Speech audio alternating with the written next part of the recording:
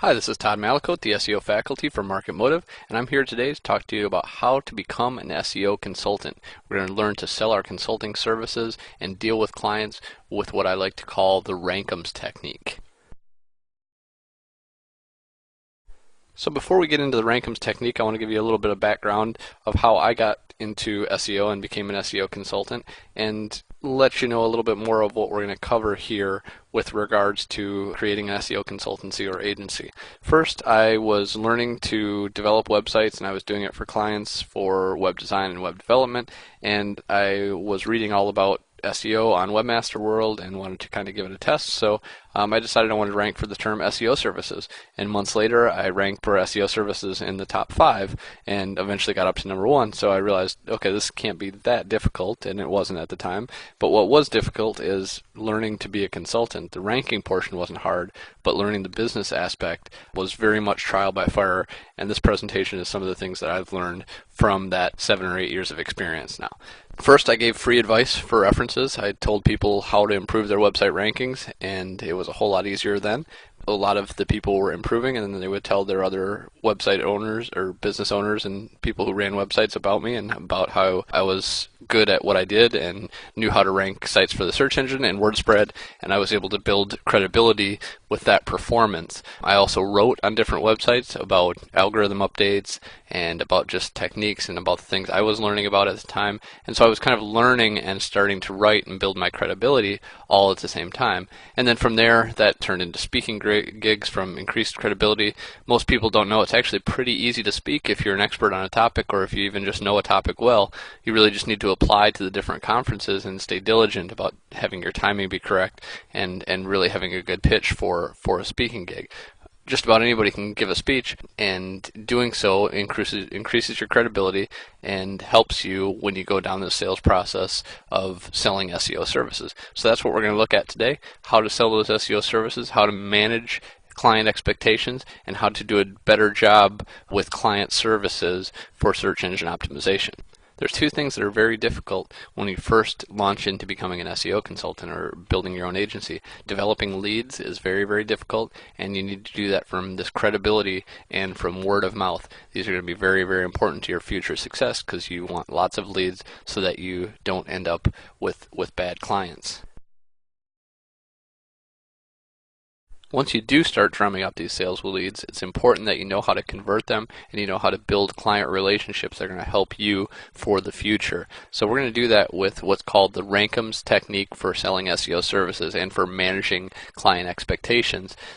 Rankums is a nice little easy mnemonic. I'm a big fan of the mnemonic devices for remembering just exactly what you need to do in this client process. Now, it should be mentioned that this is specifically to SEO consulting, but the same principles apply if you're trying to sell SEO, search engine optimization, higher rankings internally at a company. If you're trying to pitch for a job where you're going to be a SEO, a lot of these same techniques apply, just not necessarily to the client, but you're treating your boss or your potential boss as the potential client. So the Rankums technique for selling SEO services includes reviewing the site in question, analyzing the competitor sites, negotiating a budget and expectations for the project, communicating your processes and disclosing risk tolerance, any risks involved, examining the return for both yourself and for the client and seeing if it's a good fit, seeing if you can provide value for them, and seeing if they can achieve enough value to make it worthwhile to charge rates that you'd like to charge. Then managing expectations and dispelling any myths so you don't have to deal with those as you're going through the process. And then finally, the easy part is signing the contract. So before we even get into reviewing the potential client's website, we need to know the main goals in sales calls. You need to know that if somebody calls you up and if somebody's giving you a lead, you want to qualify that client. You want to make sure that right from the get-go that they're not a bad client and that you set expectations. Determine right away if it's an industry that you've worked in before or if it's something you know about. Determine if you can add any value to working on their website. If it's a low value site to begin with a poor business model and you identify that, you might as well not waste your time with speaking to them because you're probably going to end up just working on a project that is going to be of low value and it just ends up being frustrating. So stay away, run from big bad clients, and we'll get to that in just a minute.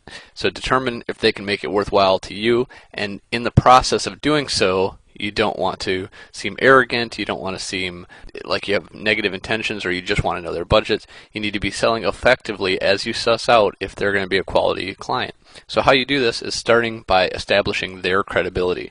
The first thing you want to do always in the sales process is ask lots of questions. The first question I ask in almost every situation is about the business model. Where is the money made? How do you make money? What's the business model behind the company? A lot of times I can answer these questions myself, but I want them to walk through exactly what it is so that I know in case there's anything that I missed. So even if you think you know, make sure to ask this question. Ask how they're going to benefit from SEO. Ask if they've done SEO in the past. Ask what their knowledge level is. If they say we know everything, and then they tell you that they put all the meta keywords on their site and they don't know why they're ranking, you realize that they think they know a lot, but they don't really know a lot. So, which can be more dangerous than somebody who knows a lot and doesn't think they know a lot, which is a much better situation. So, what are their expectations, and are there any biff riffs? And biff riffs are big red flags. Is something that tells you this client is probably not a good fit for me. And a lot of times the big red flags can include that they're already ranking highly for everything. And why would they need an SEO if they're already doing really well, if they really know everything? A lot of times these are just tire kickers, and people who are looking for a little bit additional information that they can use to help their site. But they just want to go through the sales process and see what kind of free information they'll give you. So watch out for that as a big red flag. If they don't rank for anything, then their knowledge level obviously isn't very high. So it's very likely that they're not a good fit as well. If they've worked with more than 2 agencies or consultants, you should probably be curious as to why and maybe find out a little bit more. Find out what didn't work, what their expectations were. If they want guarantees or have unreasonable expectations, if they think that you should rank them for a one-word phrase, these are all big red flags.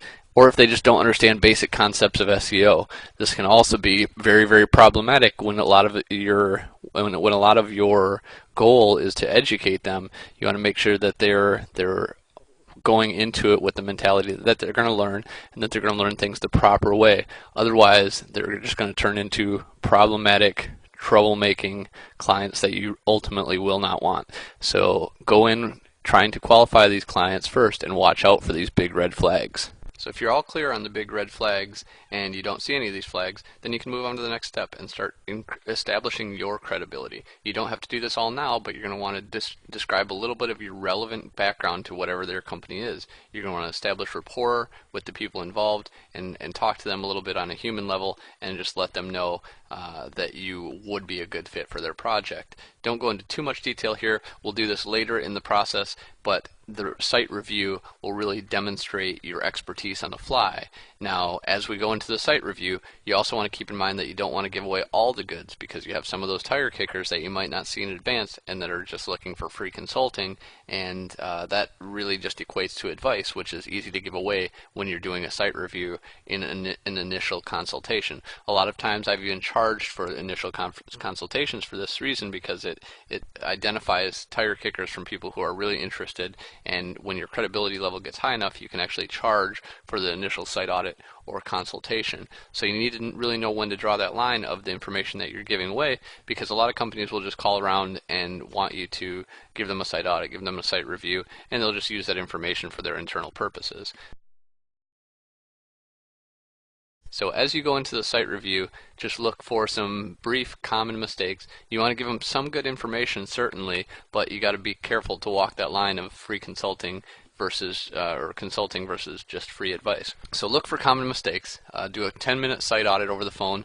I really like GoToMeeting or GoToWebinar for this rather, and it really helps when somebody else can see your screen as you're going through their site and describing what the potential issues are, starting to talk about the education process of search engine optimization, and do just a very brief review of their information architecture, their on-page optimization, their backlink and do some backlink analysis, do a little bit of keyword competition scoring, and all these things are going to help to demonstrate that you have expertise in this and that you know what you're talking about, and will ultimately display and demonstrate that credibility. So common things to look for with sitemap problems, is there duplicate content? Is there a sitemap?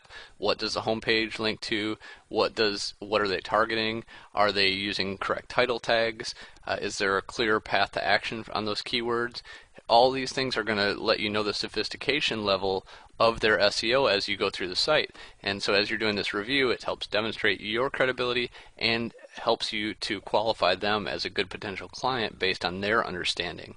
Next, you're going to look for penalties. Is there any penalties associated with the phrase, with a certain phrase that they're targeting, with a certain page, with the domain as a whole? There's lots of things that can cause penalties, and that can really disrupt your expectations or their expectations going into the process. Now, a lot of times clients will reach out as they've been penalized, as they're having problems. Normally, a client's going to come to you if they're having a problem with their site, not if everything's going great. So there's going to be very common problems that pop up as you get these clients, and you need to identify and be able to deal with those and answer the questions to, again, demonstrate your credibility level. So common mistakes here would include over-optimization penalties, problems with the sitemap, canonicalization issues where www redirects or page names are causing duplicate content problems, if they're not getting a very good click-through rate in their search results or their high bounce rates, 404 page problems, code might not validate properly and render correctly. If there was irregular growth of any type in the site or in the link profile, have they done any link schemes? Is there any changes at all that they can report to you? Make sure they let you know about any changes they've done to the website with regards to site or URL structure or domains or ownership. Do a little bit of backlink analysis and see what their backlink profile looks like and see what you can tell them about their backlink profile. And just look at the site as a whole from the perspective of a quality standards rating engineer at Google, and look at the intent and credibility of the site, and let them know how they can make the site more credible and improve it that way. Look at the consistency of their internal linking and their methodology. This will again let you know how sophisticated they are and let you know where you'll need to work with them to make them better and to improve their site. Look for irregular redirects or slow load times. All of these are very, very common mistakes that you want to consider when you're doing the initial review of a prospective client's website.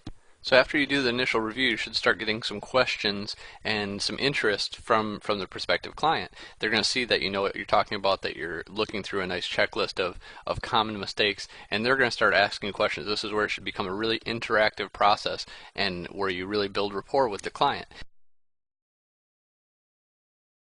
At this point, you're going to want to start looking at their competitors and asking about competitors.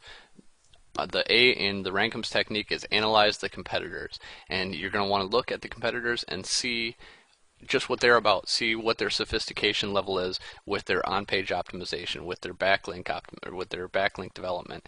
Look at the competitors and see what they're up to, because this is going to really determine what you need to have in terms of a budget to be competitive. This is really going to determine what you'll need in order to compete with the competition, and you need to be competitive in order to properly meet the expectations of your client. So look at their current traffic levels, do just kind of a brief analysis of what we call COB at Market Motive, that's keyword opposition to benefit ratio, and look at just how difficult it'll be to rank for those given keywords that your prospective client is likely to want to target.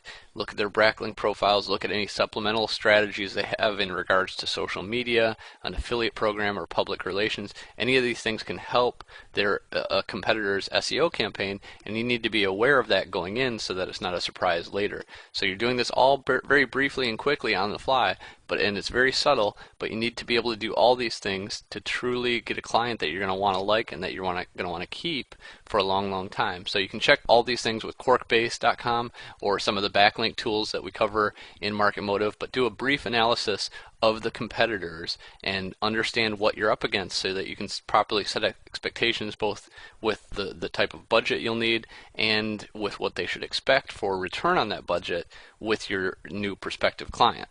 Now, as you start to get a better picture of just what the industry is going to be like, what the competitors are going to be like, what their site is like, and what they're like, this is when you start bringing out the big guns. This is when you start providing insights to their sites and really giving the better tips that you've thought of as you go through their site. Save some of these for the last because you really want to wow these people in the process. Display the value of what it would be like to rank for their top keyword terms, get them thinking about what it would be like if they ranked for those things, but set realistic expectations too. Remember that the expectations that you set now are going to reflect the satisfaction level, or are going to be reflected in the satisfaction level later in the process. So you need to start presenting these solutions and all the assets that you have at your disposal and suggesting the implementation and roadmap for the strategy that you're going to use later. And then from analyzing the competitors, from reviewing the site, from knowing the industry, all this you're going to have to do in under an hour call. The entire Rankums process has to happen in less than an hour. In the course of this, the next thing that's going to come up is negotiating the budget. You really have to not be afraid to tell what your rates are. You really have to do this early in the call so it's not a surprise, because there's nothing more frustrating than having an hour or 2 hour phone call only to let somebody know that what your rates are, and that they can't pay them, or that they won't or don't want to pay them. So let people know early on in the call what your rates are. Either they're going to say yes or no. There's not too many other options than that. So don't undershoot, don't sell yourself short. If you have a lot of work currently, then you can always go higher on the price scale. If you need work a little bit more, then you're probably going to have to go with a lesser rate. But don't settle if the terms seem unfavorable. If there's things that they want that are unreasonable, don't be afraid to say no. You can always come down in price later, but you cannot ask for more money, or it becomes really, really difficult if you miss your goals to ask for more money. So don't be afraid to tell what your pricing and your budget, or what the budget would need to be like. Have a number, be prepared, because they will ask you, hey, what does this cost? Be very, very prepared for that question when it comes up, because at the point that they're interested, they will ask this question. Now, if they don't ask this question, they're probably afraid to ask. If they do, you'll know that they're interested in your services. They're eager to know more about your services. That's where you'll tell them about the process later. You have to kind of put in their mind that they need to be somewhat afraid of their competitors. A little bit of fear is not a bad thing when it comes to selling SEO services, because they'll see what their competitors are doing. Give that prospective client a snapshot of their competitors, and give them some expectations of what they could hope to see if they put in the resources to develop that return through the search rankings. So you can definitely sell yourself. You can definitely negotiate. Don't be afraid to tell pricing, but don't be a used car salesman. Be willing to walk away. Don't try to give them the hard sell. No client that you're ever going to want to have is going to respond well to the used car salesman pitch. By this point in the process, you really should have told the prospective client your pricing and what to expect, and don't be that used car salesman. But you can, at this point, communicate the processes and disclosures that are important, that will become important for the next X number of months or years. You need to provide what is the length of the contract, what are the terms for the agreement, what services will you provide, what should they expect in terms of deliverables, how will you proceed after the phone call and into the contract, how will you proceed after the contract is complete, what will the renewal process be like. This is the time to address all of those questions, and the more of those questions you can address, the more professional you will be, and the more likely they will be to engage your services. So don't give the hard sell, but just communicate your processes and disclosures, and have a good response for those questions that inevitably occur. Hopefully they're asking questions about your pricing. You'll tell the pricing. They might balk a little bit, but that's what always happens when you disclose pricing. Somebody will always give you a little bit of grief, but you know what? You can always come down, and you can always come up with a reason and rationale and logic for your pricing. Even if you price your services outrageously, that's what corporations are used to. That's what big companies are used to. And a lot of times, if you undershoot, they'll think you're less credible, not able to do the project because you've priced so low. So don't be afraid to price high, and know that people are going to question, and in order for you to effectively sell, you need to be prepared with that number in advance of the call. You need to be prepared to communicate all of these processes and disclosures when people are asking you. You're going to be on stage. You're going to have the CEO there. You're going to have the owner of the company, whoever it may be, and you got to be the center of attention. You got to be engaging but not overwhelming. You got to use research, data, and expertise to analyze their problems and solve them on the fly. It's not an easy proposition. If you've ever seen somebody do a site audit, you're doing this on the fly. You need to be engaging and not overwhelming. You need to control the room, whether you're on the phone or whether you're in person or whatever it is. You need to be the center of attention. And you need to have everybody responding to what you're asking and paying attention. In order to do this, you got to make them laugh sometimes. You got to make sure that people are paying attention to what you say. And then when it's your turn to listen, make sure you're taking lots of notes. You can never take too many notes. And when somebody important is speaking, you should always be writing something down. Don't read from note cards. You should be able to present this stuff on the fly, and but have a presentation prepared that you just kind of have bullet points somewhat similar to this presentation here. Don't repeat the question. If you missed it, ask them to repeat the question. More importantly, don't miss the question. When people ask whatever it is, be prepared for it. Have an answer ahead of time, and the more you do this, the more you'll have your stock answers prepared. Definitely know when it's time to listen. Don't do all the talking. If they're asking questions, let them continue to answer questions.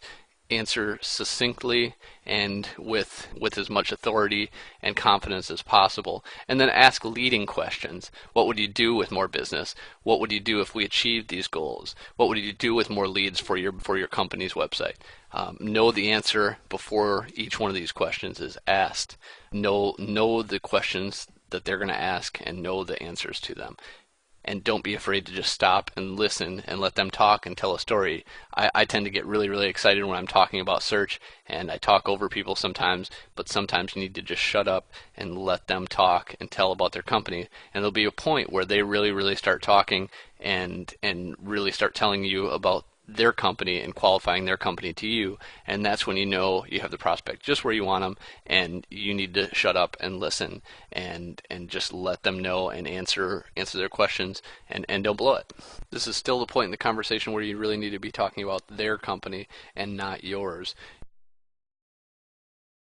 As the next step in the ranking or the Rankums mnemonic for selling SEO service, you need to examine the ROI for both yourself and for the client. Can they pay what you want them to pay? Did they balk at the pricing? Are they able to do that? You need to make this determination. And then at the same time, if they pay your rates, can you provide enough value that it's going to be worthwhile to them? You need to kind of decide these things on the fly. You'll be able to look at this one in more depth after you get off this phone and start preparing the contract, but you need to know at a certain point in the process that you're going to be able to deliver the value that they need to see in order for this to be effective. So as you start examining the ROI, if you determine that it's good for you and good for the client, this is the point where you finally start selling yourself. This is where you really want to tell why you're a good fit for the process, and start qualifying, or just give a brief introduction of why you are so great for this project. Make it short, impressive, and reassuring. Talk about the good and the bad of the industry as a whole, as SEO, what's good and what's bad, why you're different. It doesn't hurt to craft your story to the individual client. If you've worked in a certain space or industry before, it's really important to showcase those things instead of just telling your whole life history. Talk about the fact that it's a downturn in the economy. Talk about business. Talk about whatever you can relate to with whoever the client is. Sell yourself and the expected results. But remember, whatever you sell as the expected results, you're going to have to live up to. Really important that you manage the expectations of the cost structure, the benefits of the campaign, where you're going to use the resources, what resources you're going to need from them, what you're going to need them to do to help you, and let them know that without their help, you can't do your job. In terms of implementation, who's going to be responsible for it? Do they have other contractors that you'll be working with? What are the payment terms? What are the contract terms? All of these things are the type of expectations that you're going to have to manage. You're going into this relationship with these expectations. You can't change these later. These are set initially, and I cannot emphasize enough how important it is to manage the expectations of a client as you go into the process. And then finally, the easy part, if you can jump up and down and celebrate, is signing the contract. Eventually, this is what you want. This is what you're looking for. All caveats aside, you're looking to sign the contract and celebrate. But remember, your expectations are going to set whether you get a case study out of the deal or if you get a reference that checkers your past. So you really want the good and not the bad. So that's done with setting expectations. Regardless of how the campaign performs, it's all about setting expectations and achieving those expectations, or better yet, exceeding those expectations if you really want a great reference and a great case study. So with this, you should be prepared with the Rankums technique, with the review of a potential client site, analyzing competitors, negotiating the budget, communicating processes and disclosures, examining the return for both yourself and the client, and finally managing the expectations. Critical to manage these expectations and dispel any myths with regards to SEO so that your client is educated, and when you sign the contract, you'll have a successful campaign using the Rankums technique for SEO services. I'm Todd Malakote, and thank you for attending this presentation. I really hope you enjoyed it.